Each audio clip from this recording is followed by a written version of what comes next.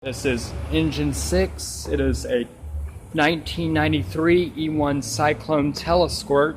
It was refurbished recently by Brindley Mountain Fire Apparatus up in near Arab, Alabama. And it is in its quarters at Station 6 right now. So, yeah, they got put new striping on it, new paint job. There's a telesquirt right there, telesquirt aerial. There's the steps you take to get up to it. So this is basically an engine and a ladder truck combined. It's a really nice truck. Really, really big unit too. Rehab 70. And this is the back of the unit. It's going on my Skype. And there's truck 42.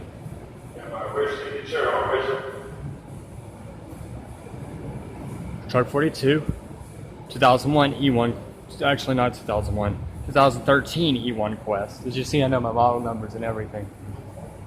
Yeah,